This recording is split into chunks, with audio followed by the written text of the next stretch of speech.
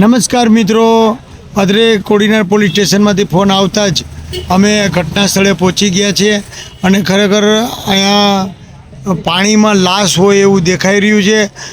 ખૂબ જ લોકોનું ટોળું હોય અને જો તમે જોઈ શકો છો એક પુરુષની લાશ, અંદાજે ઉંમર 50 ઉંમર હોય એવું દેખાઈ રહ્યું છે અને પાણીમાં સૂતા હોય એવું દેખાઈ રહ્યું છે અને ખૂબ જ ચારેકોર કાંટાની ઝાડી હોય અને આ કાંટાની ઝાડીમાંથી કેવી રીતે આ બોડીને લેવી એ એક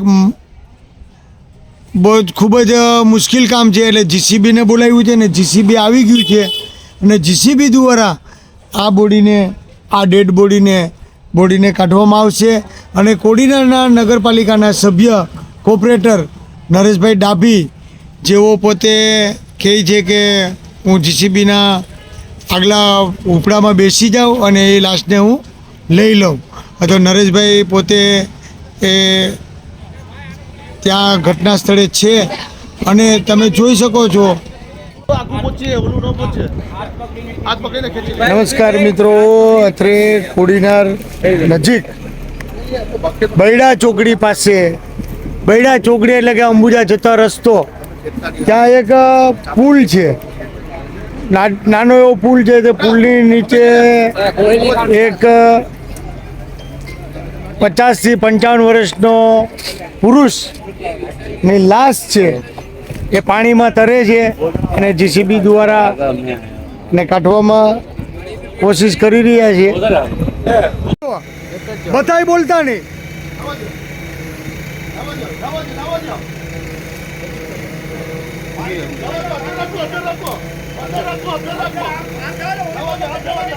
અડધર રાખીને સાઈડ કરો, સાઈડ.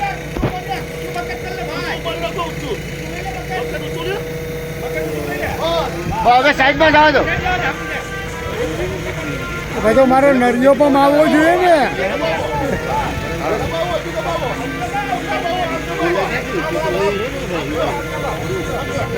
ભાઈ નોર્મલી ખાલી ખોલી દે બકેટ. એક જણો ધીમે ધીમે જાઓ, ધીમે ધીમે જાઓ. એ બાપુ, તમે એક જણો આ ભાઈને કહો ધીમે ધીમે જાઓ.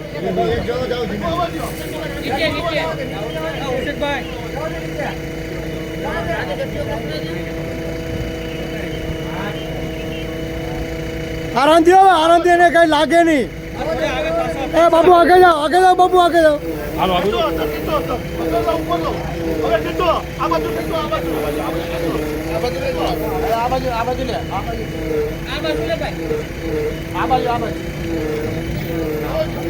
હાલો લઈ લો ભાઈ, બધા બકેટ ઊંચું કરો હવે.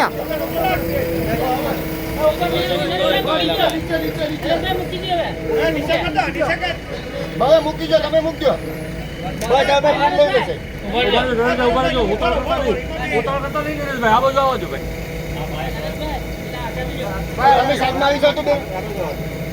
હાલો આરામથી.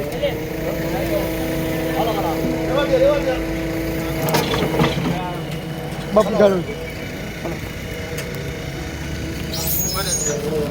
લઈ લો, લઈ લો, લઈ લો. રોડ ઉપર જ લઈ લો. હવે રોડ ઉપર જ લઈ લો. હા ભાઈ, બધે હટી જાજો. રોડ ઉપર જ લઈ લો. ધીરે ધીરે આરામ. ભાઈ લઈ લો, લઈ લો, લઈ લો. કોઈ જાણીતો છે કે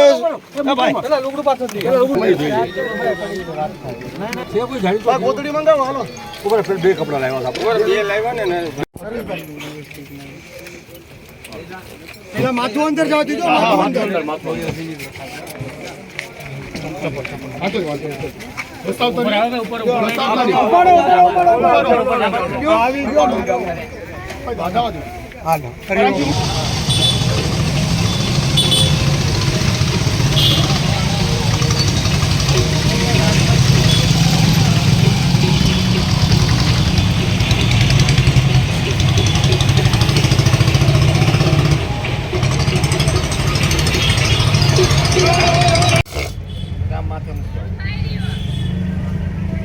હું લખ્યું?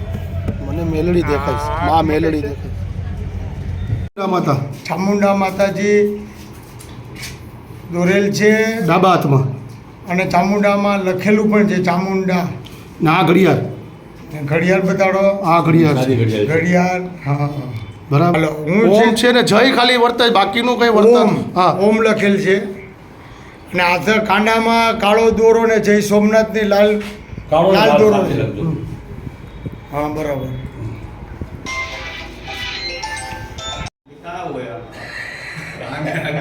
નમસ્કાર મિત્રો, અત્રે જે અમને બૈડા ચોકડીથી અંબુજા જતે રસ્તે નાળામાંથી જે ડેડ બોડી મળેલ છે, લગભગ તો એના વાલી વારસદાર મળી ગયા છે. એમ કહે છે કે ધામડેજ ગામના છે, આખી ચીડીવાવ, એટલે ધામડેજ જવું હતું, એને ચડો પહેરેલો છે ને એમ કહેતો હતો, અને ચીડીવાવના છે એમ કીધું. તો ખરેખર આખી માહિતી શું છે એ આપણે રમેશભાઈ બજાજ અને નરેશભાઈને મળીએ આપણે.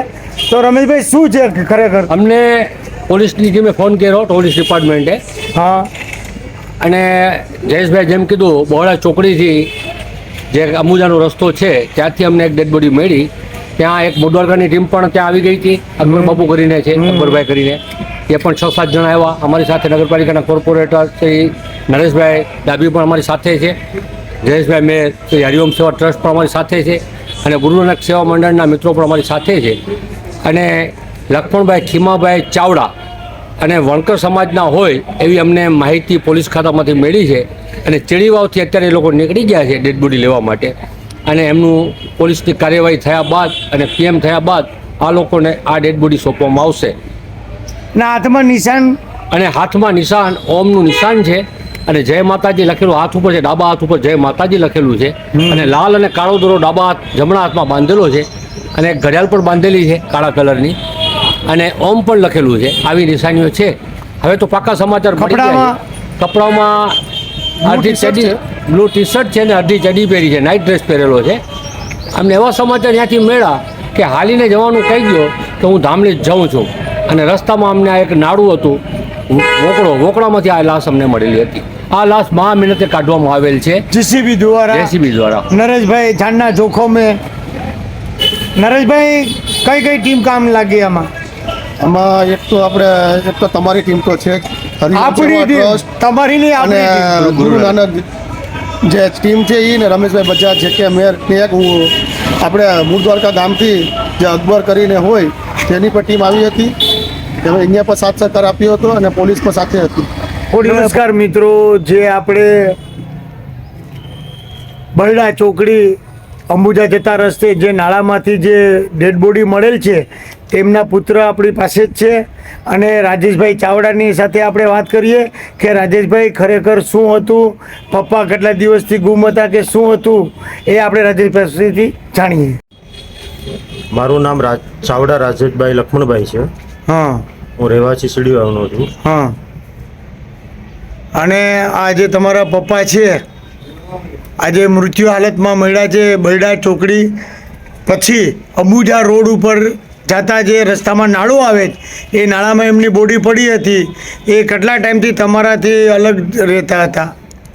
અલગ તો નહોતા રહેતા, પણ એ મચ્છીમાં અને ઓડી બોટમાં જતા હતા. હા. અને કડિયા કામ કરતા હતા. બરાબર. એટલે ઓડી બોટમાં જવા માટે એ ઘરથી 10-15 દિવસ જાય, પછી દૂર રહીને પછી ઘરે પણ આવે. બરાબર. ક્યારેક લેટ થતું હોય, 15-20 દિવસ જતા રહી, બોટમાં જતા હોય તો કોઈ મોબાઈલ એની પાસે હતો નહીં.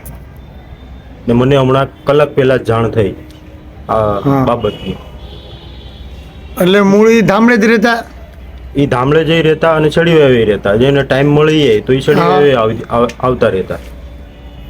રહેવાસી ધામડે જ ના છો? મૂળ તમે રહેવાસી ધામડે જ ના છો અને હાલ ચીડીવાવે રહેવું છો.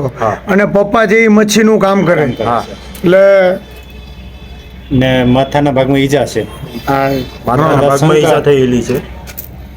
જે મૃત્યુ છે અકસ્માત નથી કે શંકાશીલ દેખાય છે એમ છે. અને ઘણા કહે છે કે એના હાથમાં એક થેલી તો હોય જ છે. બે જોડી કપડા એની સાથે થેલી નથી મળતી. થેલી મળતી નથી. થેલી નથી મળી.